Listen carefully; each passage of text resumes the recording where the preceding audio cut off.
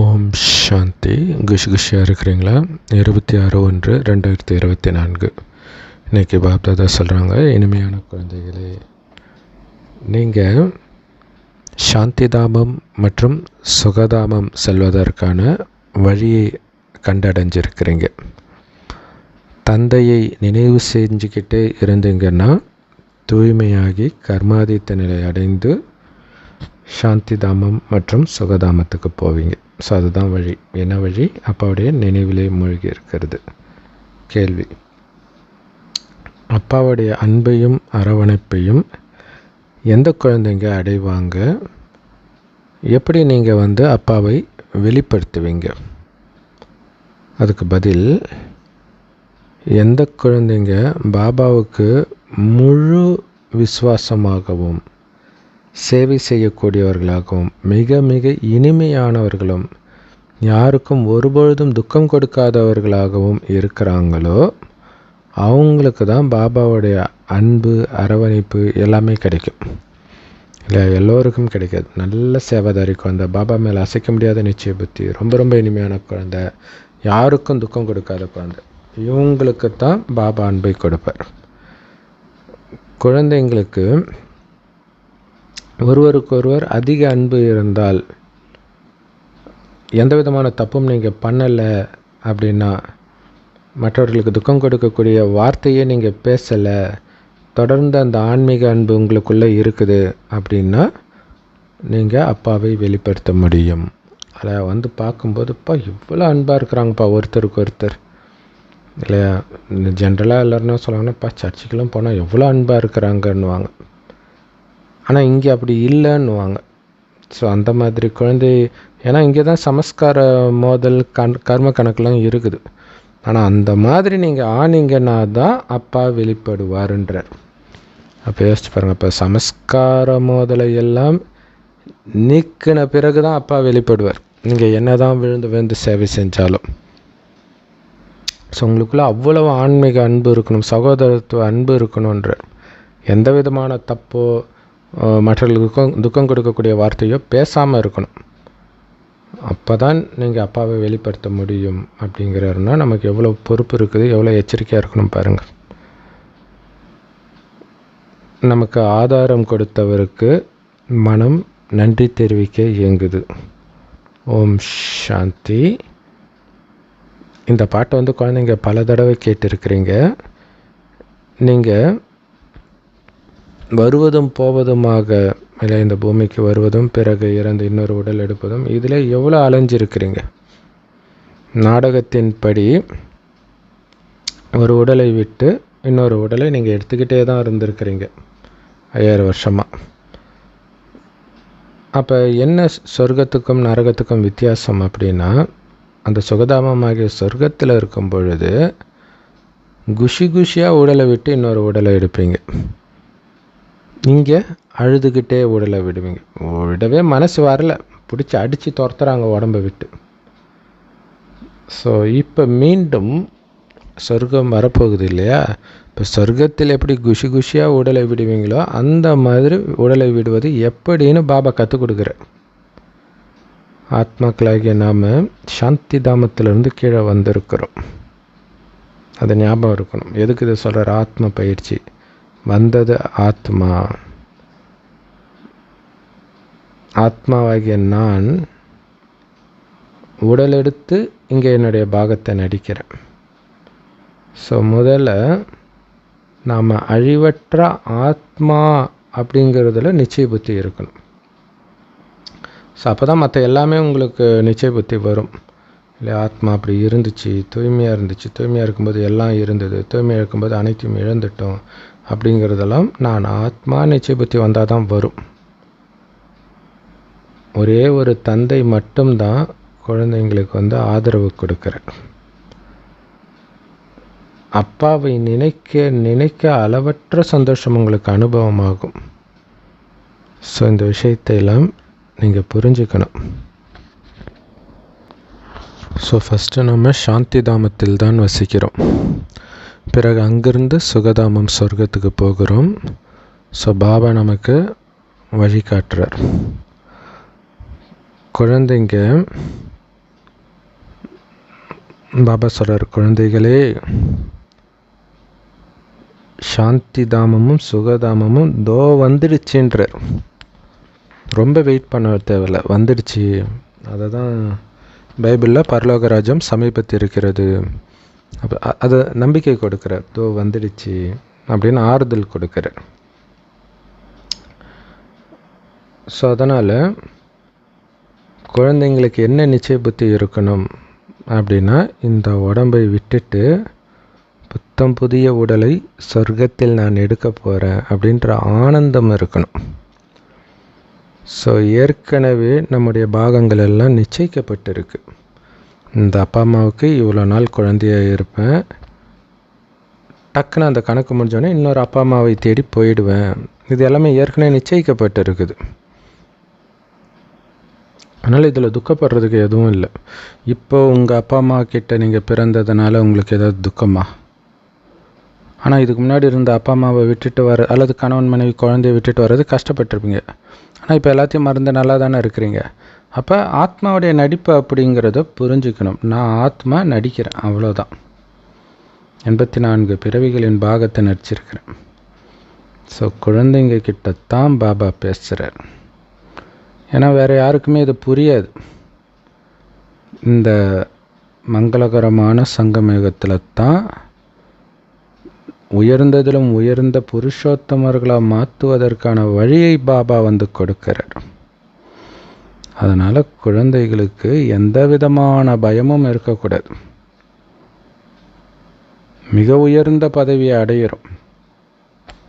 இதை விட்டுருமா அதை விட்டுருமா, அவ்வளவும் நன்மை. நீங்கள் விடலை, எதையும் அடையிறீங்க. இல்லை குடும்பத்தை விட்டு போயிடுவேனா, உயிரை விட்டு போயிடுவேனா, எல்லோரும் அனாதையை விட்டு போயிடுவேனா, சொர்க்கத்தை அடையிறீங்க. ஸோ அதுதான் மைண்டில் ஓடணும். அப்போ எந்த பயமும் இருக்காது. மிக உயர்ந்த பதவியை அடையிறோம். இப்போ நமக்கு நம்முடைய ஜென்மங்களை பற்றி தெரிஞ்சுக்கிறோம். இப்போ எந்த ஜென்மத்தில் இருக்கிறோம்? கடைசி ஜென்மம். இப்போ சாந்தி தாமம் போகிறதுக்கும் சுகதாமம் போகிறதுக்கும் பாபா வழிகாட்டுறார், ஆறுதல் கொடுக்குறார். பக்கத்தில் வந்துடுச்சு. அதனால் அது மட்டும் இல்லை, அதை பற்றி எல்லாத்தையும் சொல்கிறார். சாந்தி தாமத்தில் எந்த துக்கமும் இருக்காது, ஃபுல் அமைதி. சுகதாமத்தில் சுகமோ சுகம். அப்போ நீங்கள் எவ்வளவு சந்தோஷமாக போகணும். துக்கம் கொடுக்குற யாருமே அங்கே இருக்க போகிறது இல்லைன்னா நீங்கள் எவ்வளோ சந்தோஷமாக போகணும். ஆனால் அதே நேரத்தில் ஆத்மாக்கள் இப்போ அழுக்காக இருக்குது, அதனால் ஆத்மாவின் சிறகுகள் உடஞ்சி இருக்குது, மேலே போக முடியல அப்படின்னு நமக்கு புரிஞ்சுக்கிட்டோம். இந்த ஞானமும் கிடைச்சிடுச்சு. சந்தோஷமாக போகணும், ஆனால் போக முடியல. ஆத்மா அழுக்கானதுனால பறக்கிற சிறகு உடஞ்சிடுச்சு. மாயா சிறகுகளை உடச்சிடுச்சு, போவியா மேலேன்ட்டு. இல்லை கிளி சில பறவைகள்லாம் வளர்க்கும்போது அதுமாதிரி ரெக்கையை கட் பண்ணிவிடுவாங்க, பறந்து போயிடக்கூடாதுன்ட்டு. அதேமாதிரி மாயாவும் நம்ம பறந்து மேலே போயிடக்கூடாதுன்ட்டு ரெக்கையை கட் பண்ணிடுச்சு, ஆத்மாவுடைய ரெக்கையை. அதனால் திரும்பி போக முடியல. அப்போ எப்படி திரும்பி போகணும்? எப்படி ரெக்கை வரும்? தூய்மையானால் வந்துடும். அதான் சீதையை கடத்திட்டு போகும்போது, ராவணன் கடத்திட்டு போகும்போது ஜடாயுன்னு ஒரு பறவை வரும், அதோடைய ரெக்கையை ராவணன் வெட்டுவான். ஸோ அப்போ அதோடைய அர்த்தம் என்ன? ஆத்மாவின் சிறகு உடைக்கப்படுது. ஏன்னா சீதை அழுக்காகிறதுனால அந்த சிறகு உடையுது. தூய்மையானவுடன் மீண்டும் கிடைச்சிடும், நம்ம பறந்து போயிடலாம். அதனால் கண்டிப்பாக நீங்கள் தூய்மை ஆகணும். நீங்கள் அங்கேருந்து தான் வந்தீங்க, பரந்தாமத்துலேருந்து தான் வந்தீங்க தானாக. ஆனால் தானாக போயிட முடியாது. வர்றதுக்கு நீங்கள் தானாக வந்துடலாம், தானாக 84 பிறவி எடுத்துடலாம். ஆனால் மேலே போகிறதுக்கான வழியை பாபா சொன்னால் தான் உங்களுக்கு தெரியும். அதன்படி முயற்சி செஞ்சால் தான் போக முடியும். எல்லோரும் பரந்தாமத்திலேருந்து வந்து அவங்கவுங்களுடைய பாகத்தை நடிச்சு தான் ஆகணும். நாம் மிக உயர்ந்த குலத்தை சார்ந்தவர்கள், தேவதா குலத்தை சார்ந்தவர்கள். அப்படிப்பட்ட உயர்ந்த ராஜ பாக்கியத்தை அடைஞ்சிட்டு இருக்கிறோம். எங்கள் சத்தியுகத்தில் புது உடல் எடுத்து அப்படி இருக்கும்போது இந்த பழைய நோய் கொடுக்கக்கூடிய, தொல்லை கொடுக்கக்கூடிய, துர்நாற்றம் வீசக்கூடிய இந்த உடம்பை வச்சு நம்ம என்ன பண்ண போகிறோம்? ஏன் இதன் மீது பற்று? அங்கே புத்தம்புது உடல் கிடைக்க போகுது, அதுக்கு தான் உன்னை உடம்புன்னு நினைக்காத. ஆத்மா உடம்பு போட்டிருக்கிற ஆத்மா போட்டிருக்கிற பிஞ்சு போன செருப்பு தான் இந்த உடம்பு. இதை விட்டுட்டு வா, அங்கே புது உடம்பு கிடைக்கும். இப்படியெல்லாம் உங்களுக்குள்ளே நீங்கள் பேசிக்கிட்டே இருக்கும்போது தான் இந்த வைராக்கியம் வரும், ஆத்ம உணர்வு வரும். இல்லை, ஆத்ம உணர்வு வராமல் நீங்கள் சதோப்பிரதானமாக முடியாது, பாபாவை நினைக்க முடியாது, அகங்காரத்தை விட முடியாது, எந்த விகாரத்தையும் விட முடியாது. அதனால் ஆத்மான்னு உணர்றதுக்கான வழியை நீங்கள் உங்களுக்குள்ளே பேசிக்கிட்டே இருக்கணும். கூடவே பாபா அவரை பற்றிய அறிமுகத்தையும் கொடுக்கிறார். படைப்பின் முதல் இடைக்கடை பற்றிய ரகசியமும் சொல்கிறார். படைப்பு என்னது? ஸோ இந்த உலகம். ஆனால் அதுக்கும் ஆதாரமாக இருக்கிறது எது தெரியுமா? ஆத்மா. ஸோ ஆத்மா சதோ பிரதான நிலையில் ஆரம்பத்தில் இருந்தது, பிறகு சதோ ரஜோ தமோ இல்லையா, ஆத்மாவுக்கு ஏற்ப தான் உலகமே மாறுது. ஸோ அப்போ இங்கே படைப்புன்றது ஆத்மாவை தான் பாபா சொல்கிறார். ஸோ அதுக்கு முதல்ல ஆத்மான்னு நீங்கள் உணரணும். உணராததுனால தான் அது தமோ பிரதானமாக ஆயிடுச்சு, புலன் இன்பத்துக்கு அடிமை ஆயிடுச்சு. மீண்டும் ஆத்ம அபிமான நிலைக்கு வாங்க. ஆத்மா தான் இப்போ மெயினாக தூய்மை ஆகணும். அதுக்கான வழி என் ஒருவனை மட்டும் நினைவு செய்யுங்க, வேற யாரையும் நினைக்காதீங்கன்னு பாபா சொல்கிறார்.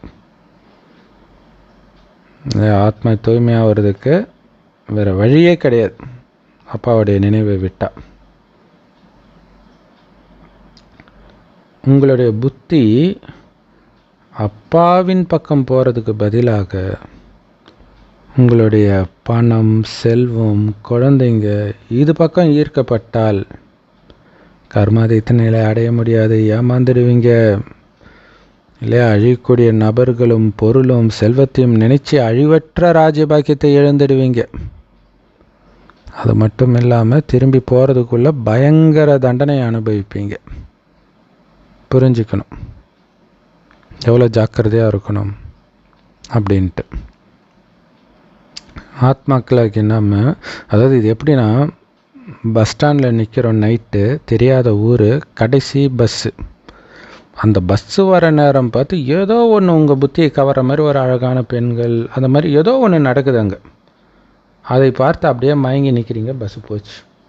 என்ன ஆகும் உங்கள் நிலமை? அந்த மாதிரி. அதுவும் அடுத்த நாள் ஸ்ட்ரைக்குன்னு வச்சுக்கோங்க, இன்னும் உங்கள் நிலமை என்ன ஆகும்? கையில் காசும் இல்லை, இன்னும் என்ன ஆகும் உங்கள் நிலமை? அந்த மாதிரி தான் இருக்கும் கடைசியில் தண்டனை. இது பஸ்ஸுனா கூட எப்படியாவது ஃபோன் பண்ணி எப்படியாவது போயிடலான்னு வச்சுக்கோங்க, இங்கே போகவே முடியாது. அதுதான் தண்டனை. பேயாவே அலைஞ்சிட்டு இருப்போம், அடி உதையெல்லாம் வாங்கி போவோம், பதவியெல்லாம் காலியாகிடும். எதனால்? அப்பாவுக்கு பதிலாக உங்கள் மனசில் குழந்தை, குடும்பம், சொத்து இதெல்லாம் வந்து உட்கார்ந்ததுனால. அப்போ எவ்வளோ எச்சரிக்கையாக இருக்கணும். ஆத்மாக்களாகி நாம் இப்போ வீட்டுக்கு போகணும். தூய்மை ஆனால் தான் வீட்டுக்கு போக முடியும். தூய்மை ஆக்கிறதுக்குத்தான் பாபா வந்திருக்கிறார். அப்படின்னா ஏன் அந்த தந்தையை நம்ம குஷியாக நினைத்து நம்ம பாவத்தை அழிக்கக்கூடாது? வேறு வழி கிடையாது. பாவத்தை அழிக்கிறதுக்கு அப்பாவை நினைக்கிறத தவிர வழி கிடையாது. இதை சொல்வதற்காகவே பாபா எந்த பிரதிபலனும் எதிர்பார்க்காம அவருடைய இருப்பிடத்தை விட்டு வந்திருக்கிறார். அப்படின்னா அவரை நினைக்கிறதுல உங்களுக்கு என்ன கஷ்டம்? நீங்கள் நினைவிலே இருந்தீங்கன்னா நீங்கள் விடுற ஞான அம்பு யாருக்கு ஞானத்தை கொடுக்குறீங்களோ அங்கே போய் அப்படியே நெஞ்சில் பாயுன்றார். டக்குன்னு பதியும் இந்த ஞானம். இதுக்கு பேர் தான் ஞானக்கடலை கடைதல். இதை பற்றிலாம் நம்ம சிந்தனை பண்ணணும். இப்படி ஆக்கிறாரு, நான் ஏன் தூய்மையாகாமல் விகாரத்தில் மூழ்கி இருக்கிறேன், ஏன் வீண் விஷயத்தில் நினச்சிட்டு இருக்கிறேன்னு யோசிக்கணும். ஸோ அப்படி ஞானக்கடலை கடையும் பொழுது தான் அதுவே நினைவு தான். அப்போ நீங்கள் ஒருத்தருக்கு ஞானம் சொல்லும் பொழுது அது போய் தைக்கும். இதுக்கு அதிகாலை நேரம் சிறந்தது ஞானத்தை சிந்தனை பண்ணுறதுக்கு. ஏன்னா தூங்கி எழுந்திரிச்சாலே புத்தி வந்து நல்ல ஃப்ரெஷ்ஷாக இருக்கிறத உணர முடியும். ஸோ அதிகாலைன்றது இன்னும் சூப்பராக இருக்கும். அதனால தான் பக்தி எல்லாம் அதிகாலையில் பண்ணுறாங்க எல்லா மதத்துலேயுமே. ராமனை அதிகாலையில் நினையுங்கள்னு ஒரு பாடல் கூட இருக்குது. மனமே ராமனை அதிகாலையில் நினை. பக்தி மார்க்கத்தில் அப்படி சும்மா பாடிட்டு இருந்தோம். ஆனால் இப்போ பாபா கொடுக்குற வழி என்னன்னா, அதிகாலையிலிருந்து என் ஒருவனை நினைவு செய். தங்க யுகத்தில் யாரும் ராமரை நினைக்கிறது கிடையாது, கடவுளை நினைக்கிறது கிடையாது. ஸோ இந்த நாடகம் ஏற்கனவே இப்படி நிச்சயிக்கப்பட்டு இருக்குது. சொர்க்கத்தில் கடவுளை நினைக்க வேண்டிய அவசியம் இல்லை. நரகத்தில் துக்கம் தாங்காமல் தான் கடவுளை நினைக்கிறோம். பாபா வந்து ஞானம் மற்றும் பக்தியின் ரகசியங்களை புரிய வைக்கிறார். இதுக்கு முன்னாடி உங்களுக்கும் இதெல்லாம் தெரியாமல் தான் இருந்துச்சு. அதனால தான் உங்களை கல்புத்தி உடையவர்கள் அப்படின்னு சொல்லப்படுது. இந்த மாதிரி தங்க யுகத்தில் யாரும் இவங்களுக்கு கல்புத்தி உடையவர்கள்னு சொல்ல மாட்டாங்க. இப்போ தான் இவங்க புத்தி நல்லா இருக்கட்டும், கடவுளே இவனுக்கு புத்தி கொடுன்னு கலியுகத்தில் தான் நாம் வேண்டோம். சொர்க்கத்தில் யாரும் வேண்ட மாட்டாங்க. ஸோ இப்போ நாம் இந்த கலியுகத்தின் இறுதியில் நம்ம புத்தியை தங்க புத்தியாக மாற்றிக்கிறதுடைய நினைவாக தான் பக்தி மார்க்கத்தில் அப்படி வேண்டுதல் வைக்கிறாங்க. அவனுக்கு நல்ல புத்தியை கொடு அப்படின்னு. ஏன்னா கடவுளுடைய வேலை நல்ல புத்தியை கொடுக்கறது தான். பாபா குழந்தைங்களுக்கு அவ்வளோ அளவற்ற அன்போடு புரிய வைக்கிறார். குழந்தைகளே, என்னை மறந்துட்டீங்க, இந்த எல்லையற்ற தந்தையை மறந்துட்டீங்க. நான் உங்களுக்கு எவ்வளோ எல்லையற்ற ஆஸ்தியை கொடுத்தேன் அரை கல்பத்துக்கு. உங்களுக்கு எல்லையற்ற சந்நியாசம் பண்ண வச்சேன். அப்படிப்பட்ட தந்தையை மறந்துட்டீங்க. இல்லை, எல்லையற்ற சந்நியாசம் பண்ண வச்சு எல்லையற்ற ஆஸ்தியை கொடுத்த தந்தையை மறந்துட்டீங்க. இந்த ஒட்டுமொத்த பழைய உலகமும் சுடுகாடாக போகுது. அப்படி இருக்கும் பொழுது ஏன் முடிய போகிற உலகத்தை நினைக்கிறீங்க அப்படின்னு நான் சொல்லியிருந்தேன் முந்தைய கல்பத்திலே. அதே தான் இப்பயும் சொல்கிறேன்.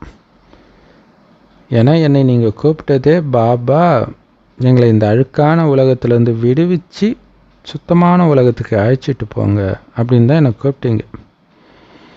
அழுக்கான உலகத்தில் கோடிக்கணக்கான மக்கள், ஆனால் தூய்மையான உலகத்தில் ரொம்ப கம்மியான மக்கள் தான் இருப்பாங்க.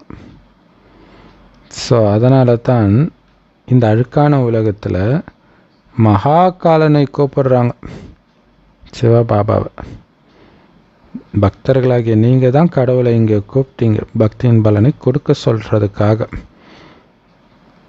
ஏன்னா பலன் கிடைக்காம அங்கே இங்கேன்னு அலைஞ்சிட்டு இருந்தீங்க, இந்த சாமியார் அந்த சாமியார்னு. ஸோ அரைக்கல்பமாக இப்படி ஒரு பழக்கம் இருந்துச்சு, பக்தியில் அலையிற பழக்கம். அதனால் அதிலிருந்து விடுபடுறதுக்கு கண்டிப்பாக வந்து கொஞ்சம் டைம் எடுக்கும். இதுவும் நாடகத்தில் பதிவாகி இருக்குது. குழந்தைங்க, உங்கள் முயற்சிக்கு ஏற்ப முந்தைய கல்பம் மாதிரியே கர்மாதீத்த நிலையை அடைவீங்க. ஸோ நீங்கள் கர்மாதீத்த நிலையை அடைஞ்சோடனே உலக அழிவு ஸ்டார்ட் ஆகிடும். இப்போ பாருங்கள், மனிதர்கள் வசிக்கிறது கூட எங்கேயும் இடம் இல்லை, சாப்பிட்றதுக்கு போதிய உணவு இல்லை. அப்போ என்ன சாப்பிடுவாங்க? அமெரிக்காவில் கூட என்ன சொல்கிறாங்கன்னா, மில்லியன் கணக்கான மக்கள் வந்து சாப்பாட்டுக்கு வழி இல்லாமல் பட்டினியில் இறப்பாங்கன்னு சொல்கிறாங்க. நிறைய இயற்கை சீற்றம் வரும், மழையே பெய்யாமல் கடும் வறட்சி, இல்லாட்டினா பயங்கரமாக மழை பெஞ்சு வெள்ளம், ரெண்டுமே நஷ்டத்தை தான் ஏற்படுத்துது. அப்படி இருக்கும் பொழுது இதில் கூட சண்டை, யுத்தமும் உலகப்போரும் ஸ்டார்ட் ஆகிடுச்சுன்னா எங்கேருந்து உங்களுக்கு சாப்பாடு வரும்னு நினைக்கிறீங்க?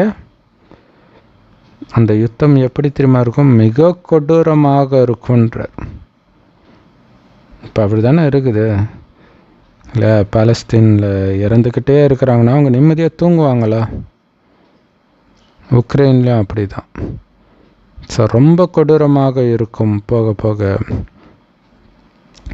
ஸோ நிறைய வச்சு இதோ இப்போவே பாருங்களாம், பாகிஸ்தான் வந்து ஈரானை எதிர்த்து ஏவுகணை விடுது, ஈரான் பாகிஸ்தானை எதிர்த்து ஏவுகணை விடுது, ஒரு 4-5 நாடை எதிர்த்து ஏவுகணை விட்டுது. இந்த ஏவுகணை உலகத்தை அழிக்கக்கூடியதெல்லாம் வச்சிருக்கிறாங்க உள்ள பாதுகாப்பாக. கொஞ்சம் கொஞ்சமாக பிரச்சனை அதிகமாக அதெல்லாம் எடுப்பாங்க. மற்ற நாட்டுக்கு சப்போர்ட் பண்ணுறேன்னே அமெரிக்கா எல்லாத்தையும் எடுக்க தானே செய்யுது. ஸோ இதனால் கொஞ்சம் உலகம் அழிந்தால் மீதிய இயற்கை சீற்றங்கள் அழிக்க உதவி செய்யும். இதுக்கெல்லாம் முன்னாடியே நீங்கள் கர்மாதித்த நிலையை அடையணும். கடைசி நேரத்தில் வெளி உலக விஷயத்தில் தான் உங்கள் புத்தி போகுமே தவிர உள்நோக்கு முகம் போகவே போகாது. எதுவும் நடக்காமலே நீங்கள் பயிற்சி பண்ணல, அலட்சியமாக இருந்தீங்கன்னா அதுக்கப்புறம் மட்டும் எப்படி முடியும்? நீங்கள் அசிங்கமான கலியுக மனிதர்களிருந்து மிக அழகிய தேவதையாக மாறணும். காமச்சிதையில் உட்கார்ந்து தான் நீங்கள் அழுக்கானீங்க, அசிங்கமானீங்க. பாபா நம்மளை மீண்டும் அழகாக மாற்றிட்டு இருக்கிறார்.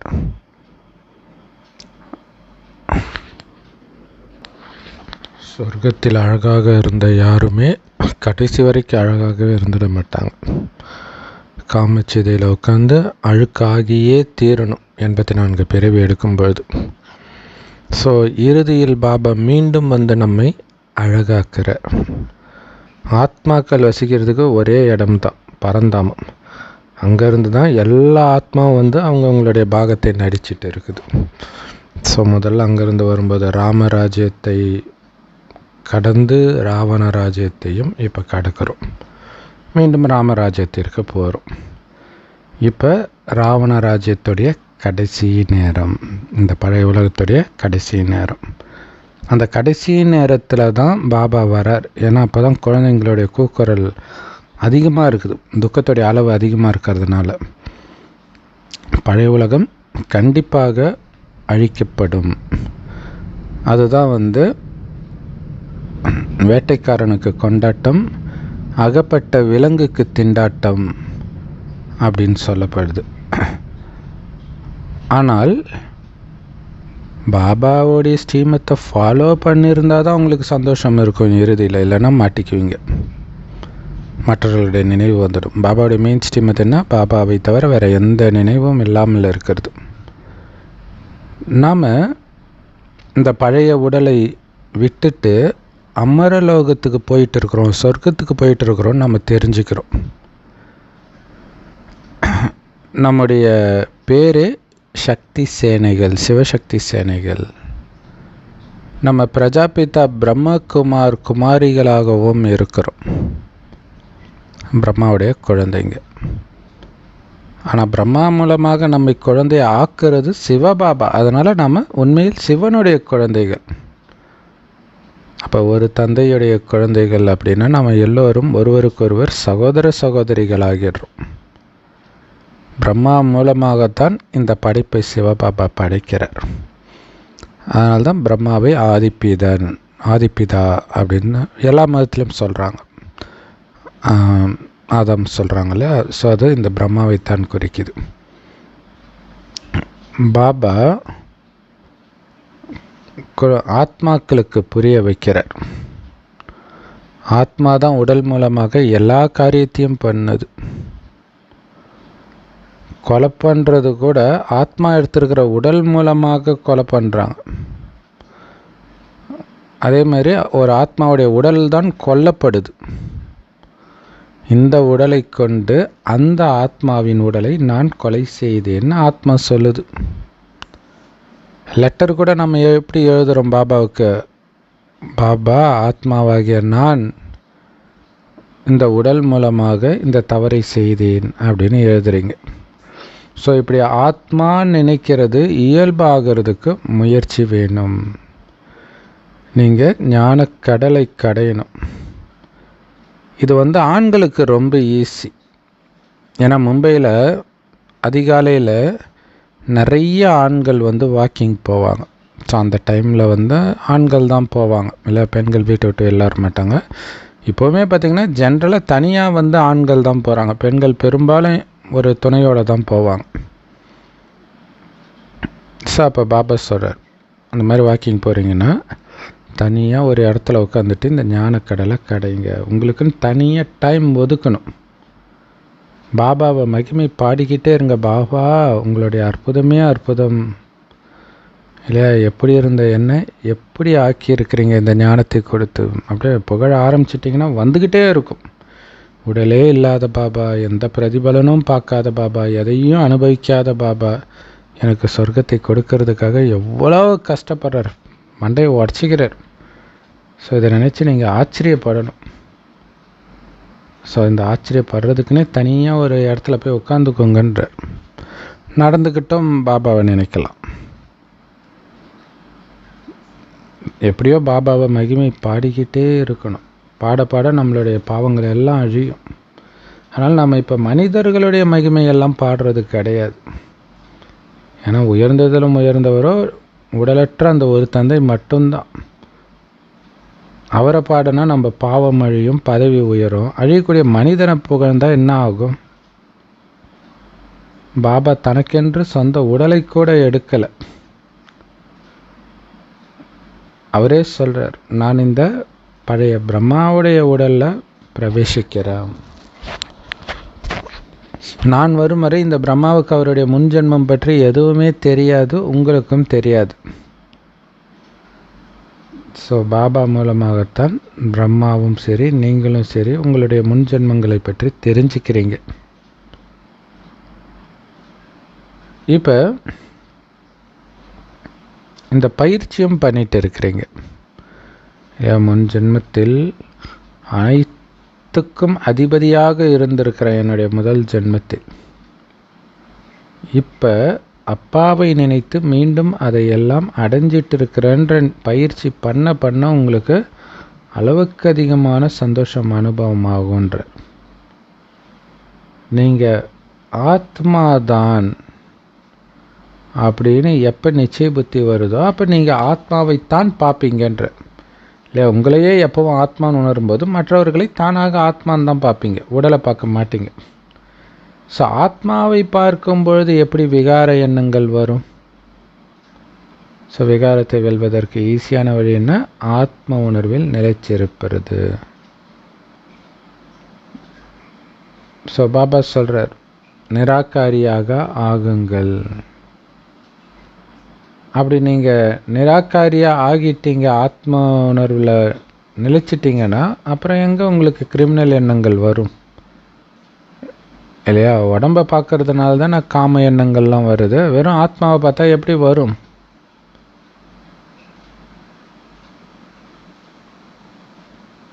உடலை பார்த்து தான் நீங்கள் ஃபெயில் ஆகிடுறீங்க. அதனால் அழிவற்ற ஆத்மாவைத்தான் நீங்கள் பார்க்கணும். ஏன்னா அதுதான் அனைத்தையும் செய்யுது.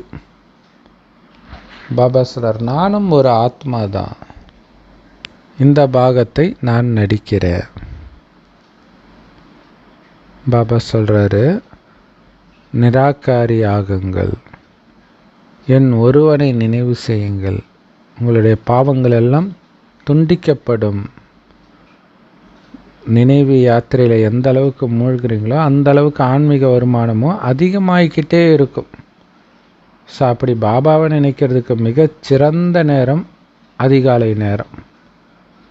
ஒரு பாபாவை தவிர யாருமே பார்க்காதீங்கன்றார் அந்த நேரத்தில், இல்லையா? பாபாவை நினைக்க ஆன்மீக வருமானம் வருதுன்னா மற்றவர்களை பார்க்கும்போது பாபா நினைவே வராது. ஸோ அப்போ அந்த வருமானம் கட் ஆகுது. அதனால் பாபா சொல்கிறாரு, சிவபாபாவை தவிர யாரையும் பார்க்காதீங்க.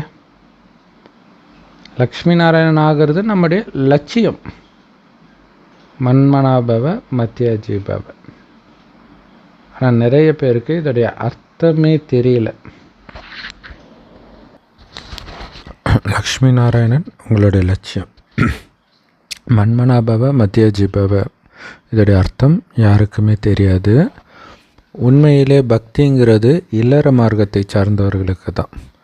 அப்படி இருக்கும்போது எல்லாத்தையும் விட்டுட்டு காட்டில் போய் என்ன பக்தி பண்ணுவாங்க இந்த துறவிகள்?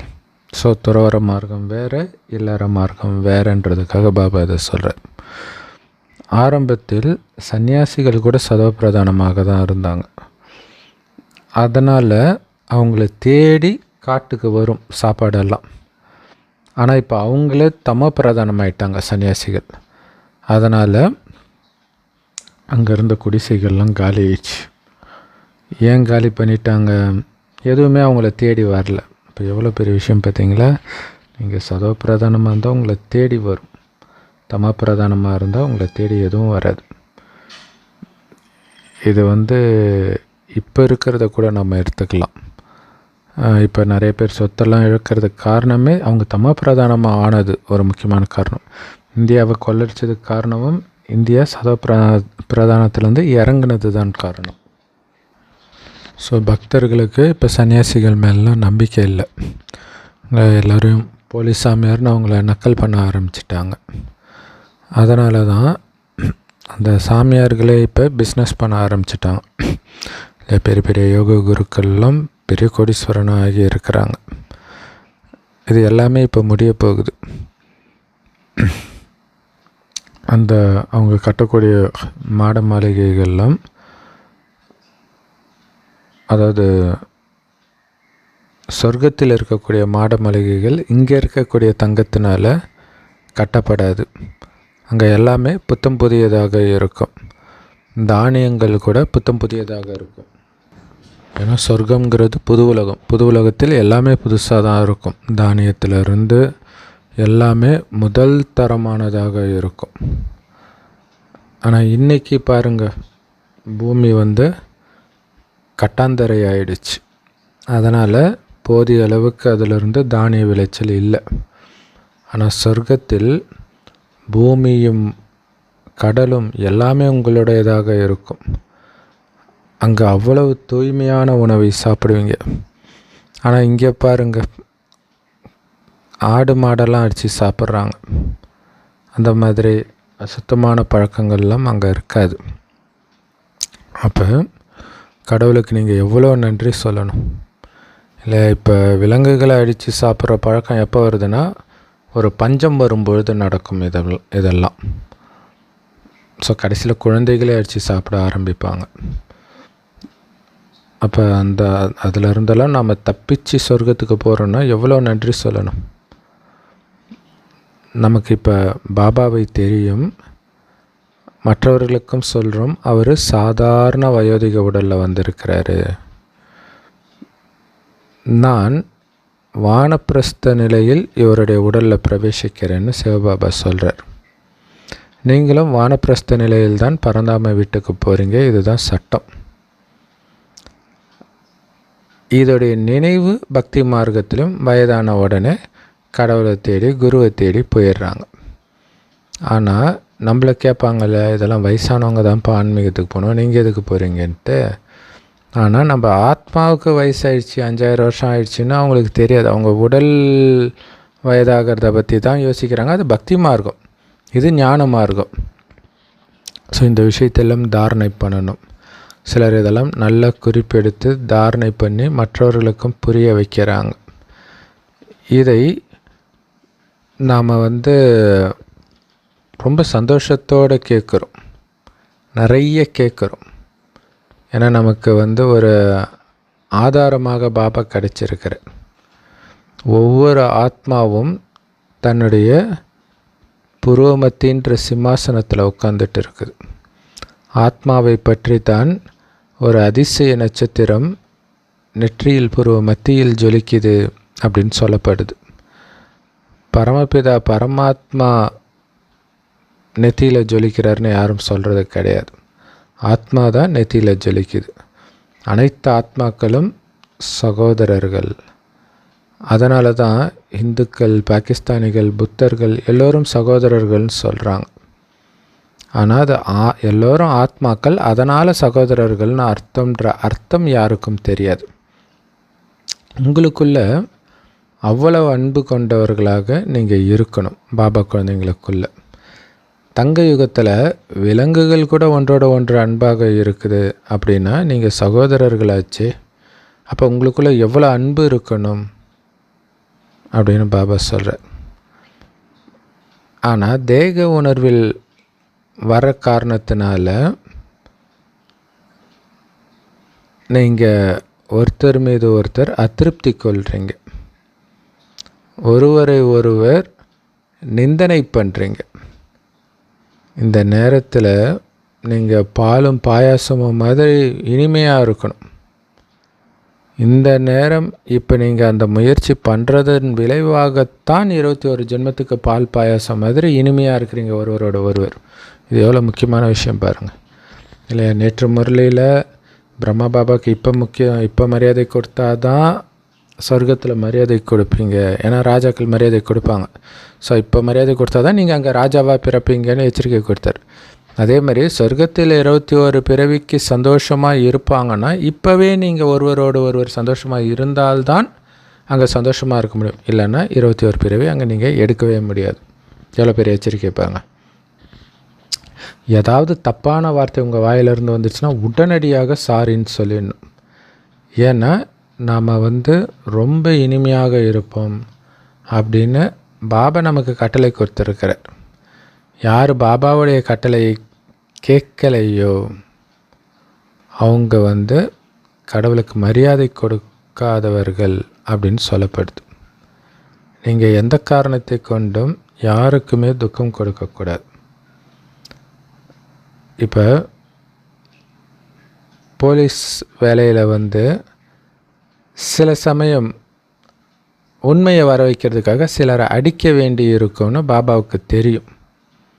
அதே மாதிரி மிலிட்ரியில் இருக்கிறவங்க சண்டை போடணும், சில சமயம் சுட்டு கொலை கூட பண்ணணும். பாபா சொல்கிறாரு, அப்படி இருந்தாலுமே கூட உங்களை ஆத்மான்னு ஒன்று சதா என் நினைவிலே இருந்தீங்கன்னா உங்கள் படகு கரையேறிடும். இல்லை அடிக்கிறது பாவம்தான், கொலை பண்ணுறது பாவம்தான், அப்படியே இருந்தால் கூட நீங்கள் என் நினைவில் இருந்தீங்கன்னா படகு கரையேறிடும்ன்றார். ஏன்னா ஒரு நாட்டை பாதுகாக்க வேண்டிய பொறுப்பு மிலிட்ரியில் இருக்குதுன்னும் பொழுது அவங்க சண்டை போட வேண்டியதாக இருக்கும், எதிரியை கொலை பண்ண வேண்டியதாகத்தான் இருக்கும். இருந்தாலும் என் நினைவில் பண்ணுங்கன்ட்டு அவங்களுக்கு அந்த எக்ஸெப்ஷன் கொடுக்குறாரு, எல்லோருக்கும் கிடையாது. நாம் சொர்க்கத்துக்கு போகணும். அப்போ இந்த பழைய உலகத்தை எதுக்கு பார்க்குறீங்க? புது உலகத்தை தான் நீங்கள் பார்க்கணும். அந்த புது உலகத்தை பாபாவுடைய ஸ்ரீமத் படி நாம் இப்போ ஸ்தாபனை பண்ணிகிட்டு இருக்கிறோம். இதில் ஆசீர்வாதத்துக்கான விஷயம் எதுவுமே கிடையாது. ஆசிரியர் ஒருபொழுதும் ஆசீர்வாதம் கொடுக்கறதில்ல, அவர் பாடத்தை நடத்துவார், அவ்வளோதான். எந்த அளவுக்கு ஒருத்தர் படித்து தெய்வீக குணத்தை தாரணை பண்ணுறாரோ அந்த அளவுக்கு உயர்ந்த பதவியை அடைவார். அதே மாதிரி தான் இங்கேயும். நீங்கள் உங்களுடைய பதிவேடை செக் பண்ணுங்கள், நாம் எப்படி போயிட்டு இருக்கிறோம், பாபா ஸ்ரீமத் படி எந்த அளவுக்கு ஃபாலோ பண்ணுறோம் அப்படின்ட்டு. சிலர் நல்ல இனிமையாக நடந்துக்கிறாங்க, எல்லா சூழ்நிலையிலும் சந்தோஷமாக இருக்கிறாங்க. பாபா சொல்கிறாரு, நீங்கள் எந்த தவறும் செய்கிறது இல்லை தானே அப்படின்னு நீங்களே அரசவை கூட்டுங்கள். அரசவை கூட்டுங்கள்ன்றது எல்லா சகோதரர்களும் சேர்ந்தும் பண்ணலாம், அல்லது நாம் நம்முடைய கர்மேந்திரியங்களை வச்சும் பண்ணலாம். யார் இந்த மாதிரி அரசவைக்கு தலைமை ஏற்கிறாங்களோ அவங்க புரிஞ்சுக்கணும், நான் ஒரு ஆத்மா, என்னுடைய சகோதர ஆத்மா கிட்ட நான் கேட்குறேன், ஏதாவது தன்னுடைய உடல் மூலமாக எந்த பாவமாவது பண்ணியிருக்கிறாங்களா அப்படின்ட்டு. யாருக்கும் துக்கம் கொடுக்கல தானே. ஏன்னா அப்பா யாருக்கும் துக்கம் கொடுக்கறது கிடையாது, அவர் சுகதாமத்தின் எஜமானர்களாக ஆக்குறார் நம்மளை. ஏன்னா அவர் பேரே துக்கத்தை நீக்கி சுகத்தை கொடுப்பவர். இப்போ அவரை மாதிரி நாமளும் எல்லோருக்கும் சந்தோஷத்தை மட்டும்தான் கொடுக்கணும். எந்த தவறான வார்த்தையும் நம்ம பயன்படுத்தக்கூடாது. உங்கள் கைகளில் சட்டத்தை எடுத்துக்கக்கூடாது. ஏதோ ஒரு தப்பு நடக்குதுன்னு தெரிந்தால் சுபபாவனையோடு அவங்க மாறணுன்ற எண்ணத்தோடு நீங்கள் அதை உங்களுக்கு மேலே இருக்கிறவங்களுக்கு தெரியப்படுத்தணும், அவ்வளோதான். மற்றபடி நீங்கள் மிக மிக இனிமையானவர்களாக மாறணும். எந்த அளவுக்கு இனிமையானவர்களாக நீங்கள் மாறுறீங்களோ அந்த அளவுக்கு உங்களால் பாபாவை வெளிப்படுத்த முடியும் இல்லையா. பாபா இனிமையானவர்னால் அவர் வளர்க்குற குழந்தைங்க அந்த மாதிரி இருக்கும்போது தான் நம்மை வளர்த்தது பாபான்னு உலகம் நம்பும். பாபாவோ அன்பின் கடல்.